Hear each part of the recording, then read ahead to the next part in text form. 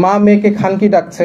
এবার 2025 শিক্ষাবর্ষের পাঠ্য বইয়ের বিভিন্ন অধ্যায় নিয়ে নানা সমালোচনা করলেন আসিফ মাহতাব। তিনি নবম শ্রেণীর একটি বইয়ের উদাহরণ দিয়ে তিনি বলছেন, একটি গল্পে বলা হচ্ছে মা তার মেয়েকে ডাকছে খানকি বলে। আসিফ মাহতাব স্যার তিনি আরো বলছেন, ওষুধ প্রয়োগ করে কিভাবে বাচ্চা নষ্ট করা হয় তারও একটি উদাহরণ তিনি দিয়েছেন বইয়ে। আরেক জায়গায় মা তার মেয়েকে বলছে এই একই গল্পে যে এই ওষুধটা এভাবে বানাতে হবে যেখানে তোমার বাচ্চা সৃষ্টি হওয়ার আগে বাচ্চাকে তোমরা ফেলে দিতে পারো। এবং তিনি বলছেন 2025 সালে গল্পে এসব গল্প এসেছে, এজন্যই কি আবু সাইদ জীবন দিয়েছিলেন? তিনি কি এজন্যই শহীদ হয়েছিলেন? তিনি প্রশ্ন রাখছেন। আমরা আন্দোলন করেছি ইসলামের জন্য এবং উনি বলছিল যাতে ইসলামিক ভ্যালুজ রাখে। এবং তিনি বলছেন আমরা কি আর এজন্যই আন্দোলন করেছি, জেল খেটেছি, আমরা কি এজন্যই বিভিন্ন বিপ্লবের মুখোমুখি হয়েছি?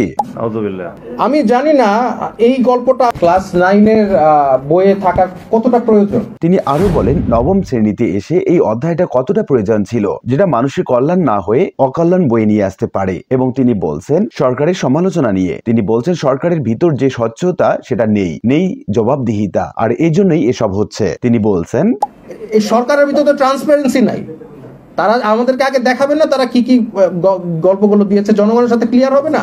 পাঠ্য বই সমালোচনা করে তিনি আবার বলছেন পাঠ্য বইয়ে কি ছাপানো হচ্ছে তা ক্লিয়ার করে জানানো হচ্ছে না মানুষকে, জনগণকে কিংবা সংশ্লিষ্টদেরকে, আর এর জন্যই বিভিন্ন রকম ভুল ভ্রান্তিতে ভরে যাচ্ছে পাঠ্যপুস্তক। এবং তিনি বলছেন এই সরকারের ভিতর তো ট্রান্সপারেন্সি নাই, তারা আমাদেরকে আগে দেখাবে না তারা কি কি গল্পগুলো দিয়েছে, জনগণের সাথে ক্লিয়ার হবে না। এবং আশা ব্যক্ত করেছেন যাতে এসব গল্প ছাপানো না হয়। সংবিধান কি পরিবর্তন করছে সেটা ক্লিয়ার হবে না, পাঠ্য বই ক্লিয়ার হবে না, তারা তো সব গোপনে করছে। কেন গোপনীয়তা কেন?